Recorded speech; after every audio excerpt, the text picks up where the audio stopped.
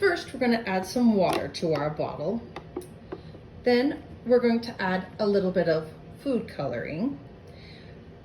We'll add the food coloring to add some contrast between the oil and the water. Next, we add the oil, okay? I put those all together here. You will notice that the oil and the water do not mix. This is because, and additionally, we observe that the oil floats on top of the water. This is because the oil is less dense than the water. Additionally, you notice that the food coloring does not color the oil. And that is because this food coloring is water soluble. That is to say that it's dissolved in water. And since we see that the water and the oil do not mix, the coloring stays in the water.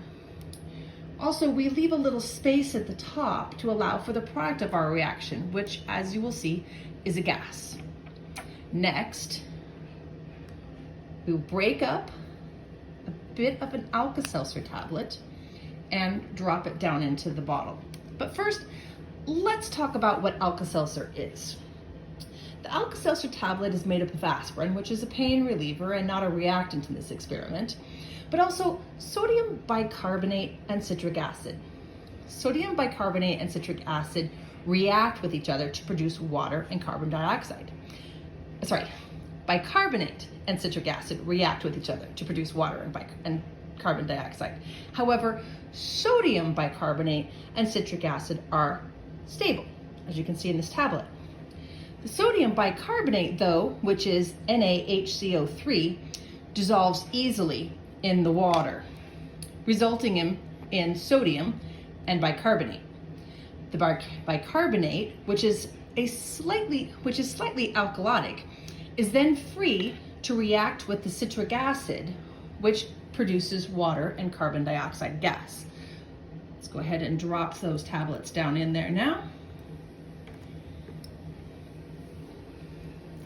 As the chemicals in the reaction form gases, the products of the reaction, which is water and carbon dioxide gas, are temporarily less dense than the surrounding oil, which is why we see the colored bubbles rising.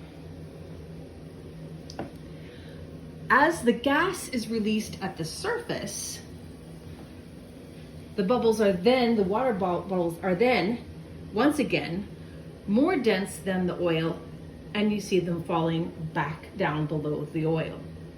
The reaction continues until the bicarbonate or the citric acid reactants are all used up.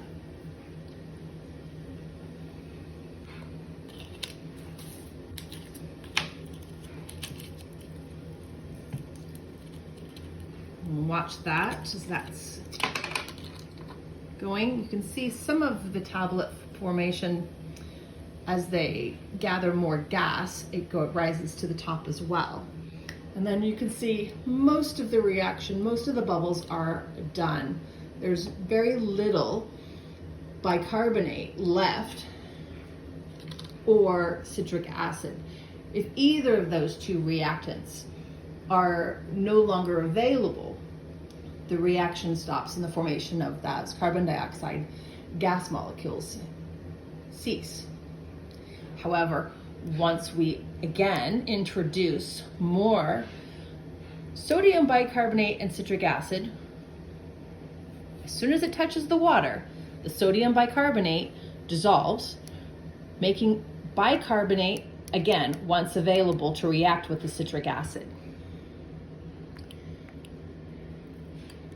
Gets down to the water, dissolves almost immediately, and once again the reaction continues.